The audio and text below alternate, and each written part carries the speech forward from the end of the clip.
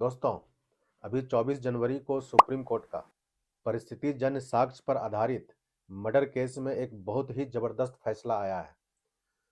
तो जब किसी केस में कोई ठोस सबूत या गवाह ना मिले या गवाह अवेलेबल ना हो, तो उस केस में अदालत परिस्थिति जन्य साक्ष्य के आधार पे फैसला सुनाती है। तो यहाँ पर परिस्थिति जन्य साक्ष्य का मतलब यह होता है कि जब वह घटना घटित हो रही थी,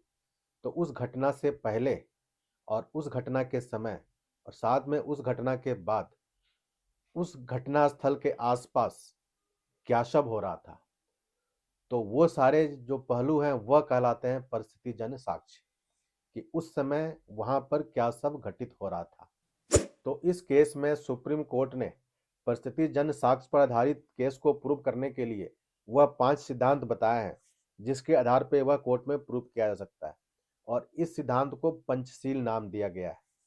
तो सुप्रीम कोर्ट ने साथ में यह भी कहा कि सस्पिशन चाहे कितना भी स्ट्रांग क्यों ना हो, सस्पिशन यानी कि संदेह के आधार पे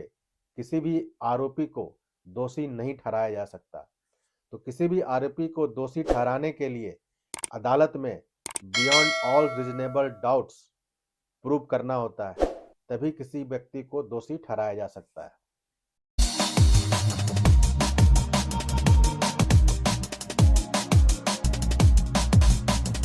तो सुप्रीम कोर्ट में जो मामला था, Raja Nayakar versus state of Chhattisgarh, criminal appeal number 902/2023, तो घटना सन 1989 की है और छत्तीसगढ़ की है। छत्तीसगढ़ की एक घटना में वहां पर एक व्यक्ति की लाश, बॉडी आधे जले हुए हालात में कूड़ेदान में पाए जाते हैं, और उसके बाद संदेह के आधार पे कुछ व्यक्ति को अरेस्ट किया जाता है, उसमें गिरफ्तार किया जाता है। तो यहाँ पर प्रोसिक्यूशन का केस यह होता है कि जो मरने वाला है, यानी कि जिसकी हत्या हुई है और जिसने हत्या किया है, उसके भाई का मर्डर चूंकि उस व्यक्ति ने किया था, उस पर आरोप था मर्डर का, तो इसीलिए उस भाई के मर्डर का बदला लेने के लिए ए नाम के व्यक्ति ने उसका मर्डर कर दिया। और प्रोसिक्यूशन का आरोप यह है कि जिसका मर्डर हुआ है वह ए नाम के व्यक्ति की भाभी के यहाँ काम करता था, और उस रात में उसको लीकर देकर, शराब पिलाकर रात में चाकू से 24 बार वार किया और घर में ही उसकी हत्या कर दी। और फिर उस लाश को छिपाने के लिए, एविडेंस को मिटाने के लिए, उसकी भाभी और कुछ अन्य व्यक्ति ने मिलकर इन लोगों ने उस बॉडी को, डेड बॉडी को कूड़ेदान में डाल दिया और वहां जाकर उसमें आग लगा दी, और कूड़ेदान तक वो कंबल में लपेट कर ले गए और वहां जाकर उसमें आग लगा दी। तो प्रोसिक्यूशन फिर कहता है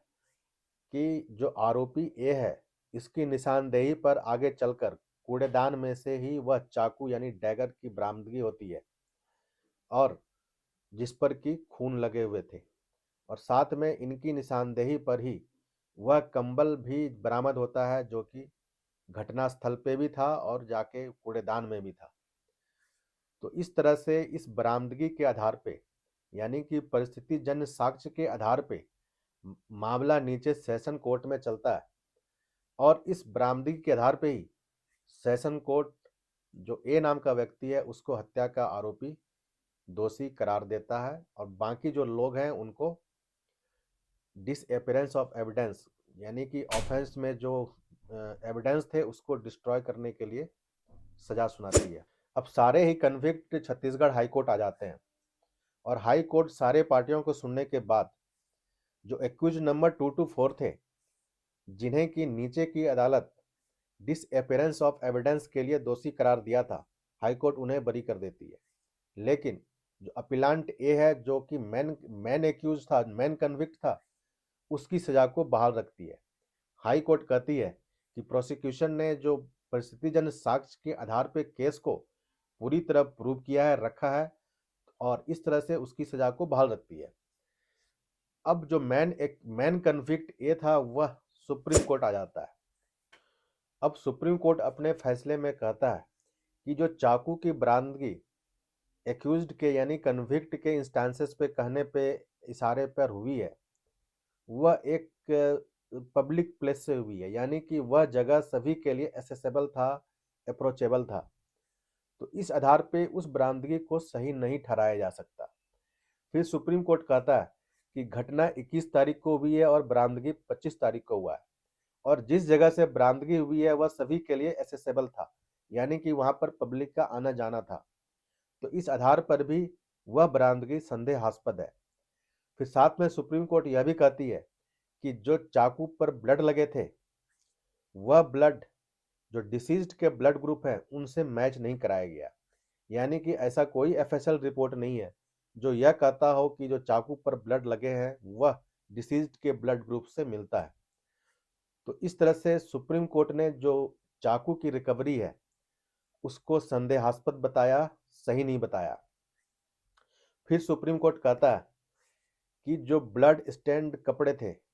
उस पर जो ब्लड मिला है वह भी मैच नहीं कराया गया डिसीज्ड के ब्लड ग्रुप से, तो यह भी उसकी रिकवरी भी यहाँ पर संदेहास्पद हो जाती है। तो सुप्रीम कोर्ट ने इन सारी बातों को डिस्कस करते हुए एक्यूज्ड को बरी कर दिया, कन्विक्ट को बरी कर दिया, और कहा कि केवल एक सस्पिशन के आधार पे किसी भी व्यक्ति को, आरोपी को दोषी नहीं करार दिया जा सकता, चाहे वह सस्पिशन कितना ही स्ट्रांग क्यों ना हो। और किसी व्यक्ति को दोषी करार देने के लिए केस को beyond all reasonable doubts prove करने होते हैं, साबित करने होते हैं। अब इस केस में सुप्रीम कोर्ट ने एक बहुत ही लैंडमार्क जजमेंट का हवाला दिया है, शरद बिरदीचंद सारदा वर्सेस स्टेट ऑफ महाराष्ट्र। और इस जजमेंट का हवाला देते हुए सुप्रीम कोर्ट ने वह 5 सिद्धांत बताए हैं जिसके आधार पे किसी केस को, जो कि परिस्थितिजन्य साक्ष्य पे आधारित है, डिसाइड किया जा सकता है। अब वह 5 सिद्धांत इस तरह से हैं। नंबर 1, पहली बात तो यह है कि वह सारे सर्कमस्टांसेस, परिस्थितियां फुल्ली स्टेब्लिश होनी चाहिए, प्रूव होनी चाहिए, यानी कि कोर्ट में वह सारी परिस्थितियां पूरी तरह से प्रूव होनी चाहिए, साबित होनी चाहिए। अब दूसरा, अब जो कोर्ट में परिस्थितियां साबित की गई हैं वह सिर्फ और सिर्फ इस तरफ इशारा करती हो कि वहां पर एक्यूज्ड यानी कि आरोपी ही दोषी है, वहां पर आरोपी के पास किसी तरह का एक्सप्लेनेशन अवेलेबल ना हो, यानी कि जो भी परिस्थितिजन्य साक्ष्य स्टेब्लिश हुआ है वह सिर्फ इस तरफ इशारा करे कि सिर्फ एक्यूज्ड ही दोषी है। तीसरा, अब जो सर्कमस्टांसेस हैं यानी परिस्थितिजन्य साक्ष्य वहां पर स्टेब्लिश हुए हैं वह कंक्लूसिव नेचर का होना चाहिए, फाइनल नेचर का होना चाहिए। अब चौथा, यानी कि अब जो परिस्थितिजन्य साक्ष्य वहां पर लाए गए हैं वह बाकी अन्य हाइपोथेसिस को, अन्य अवधारणा को एक्सक्लूड करता हो, यानी कि वहां पर उन परिस्थितिजन्य साक्ष्य से किसी और विकल्प पर, किसी और अवधारणा पर कोई गुंजाइश नहीं रहनी चाहिए। अब पांचवा, वह सारे चेन ऑफ एविडेंस इस तरह से कंप्लीट होने चाहिए कि इन ऑल ह्यूमन प्रोबेबिलिटी यह साबित हो कि वो जो अपराध है वह एक्यूज नहीं किया है, उसी अपराधी ने, आरोपी ने किया है। तो चेन ऑफ एविडेंस, तो जहां पर सर्कमस्टेंशियल एविडेंस होता है वहां पर आरोपी से लेकर जिसका मर्डर हुआ है, डिसीज्ड, वहां तक की चैन जो है वो पूरी होनी चाहिए। और उस चैन में से अगर कोई भी कड़ी वहां अवेलेबल गायब है, यानी कि कोई भी कड़ी बीच में टूट रही है, तो वहां पर यह कहा जाएगा कि वह केस जो है प्रूव नहीं हुआ, यानी कि वह पूरी चैन कंप्लीट हुई हो तभी वह केस पूरी तरह से साबित माना जा सकता है। तो इस तरह से सुप्रीम कोर्ट ने शरद बिरदीचंद सारदा वाले जजमेंट के यानी ऐतिहासिक निर्णय को हवाला देते हुए यहाँ पर 5 सिद्धांत बताए हैं जिसके आधार पर अदालत परिस्थितिजन्य साक्ष्य के केस में किसी आरोपी को दोष सिद्ध नहीं, दोषी करार दे सकती है। तो आज के वीडियो में इतना ही। मैं जल्द हाजिर होऊंगा किसी और अन्य महत्वपूर्ण कानूनी जानकारी को लेकर। तब तक के लिए धन्यवाद।